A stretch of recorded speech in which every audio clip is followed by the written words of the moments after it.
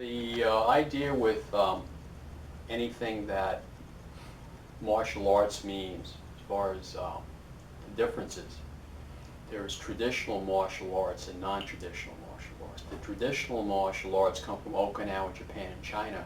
The non-traditional martial arts are based in America and based on American traditions that were offshoots of traditional martial arts. So what I basically teach here is traditional martial arts, which is based lineage in Okinawa, Japan, and China. And the lineage goes back over 1,000 years, and they are clarified with lineage from master to student. And I was blessed enough to have a teacher that has trained in the Asian traditions, and I continue that to this day. And there's a little misperception about the differences between what forms mean. Forms are actually a form of an interpretation of what the situations are, but actually what they were traditions that were done in secrecy. So if you see a form being performed in different venues, supposedly against certain attackers in certain situations, it is basically most of it is disguised, most of it was done in secrecy.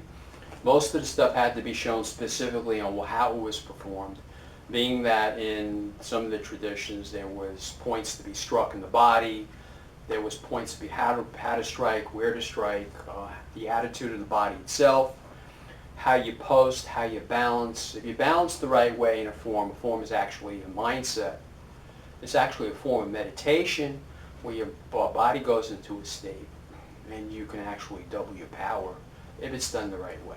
So you have someone in a certain situation taking someone else in a certain situation, and like say the hand is out or the foot is out, you take advantage of that and take advantage of the leverage and the extra power and the balance and the extra, practice in school, and it's done over and over again, so that it becomes a natural reflex.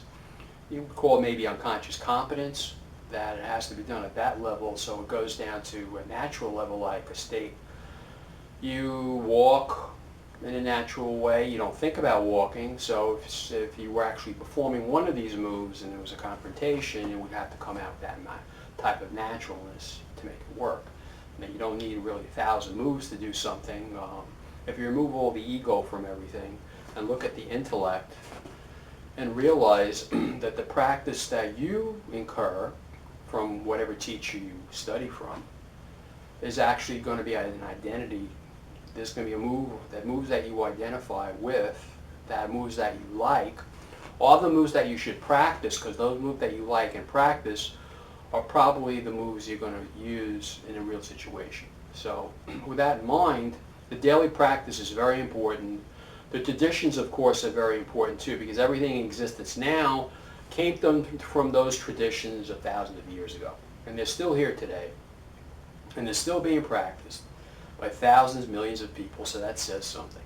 So not to knock anybody, to say anything about anything is really totally ludicrous. Putting the intelligence behind it, showing the traditions behind it, the history, certifications or whatever. We're not going to get into that because that's another bag to explain. But if you went to a college, you would notice that you have to take a certain amount of credits. Your bachelor, say 128 credits, which I had to go through when I went to Queens College. So to get a first degree black belt is almost equivalent, say, educational-wise to a first degree black belt. Which means you got to go through the extra credits, you have to pass certain tests, the criteria. Why do you do this? Well, it's a matter of quality. It's a matter of developing some type of a skill set.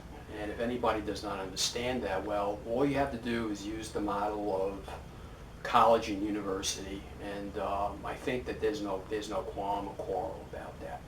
So, and you should find actually somebody you're comfortable with. You should practice an art that you like. You should practice the art daily. if you want it to work, you have to work with somebody competent. You cannot work with someone incompetent, because if you're depending your life to save your life, it will not. If you don't practice on a daily basis, remove your ego, and it has nothing to do with the teacher, by the way, the student, whether it's the teacher itself. The teacher, by the way, you're always the student. The reason I like to teach is because I'm always the student. Whenever I tell a student something, I'm telling myself something. And I practice on a daily basis. And I practice certain things on a daily basis, things that make me happy. And you should practice things that make you happy. Why? Because if you're happy with something and you get excited about anything, you're going to practice it. You're not going to make excuses about it.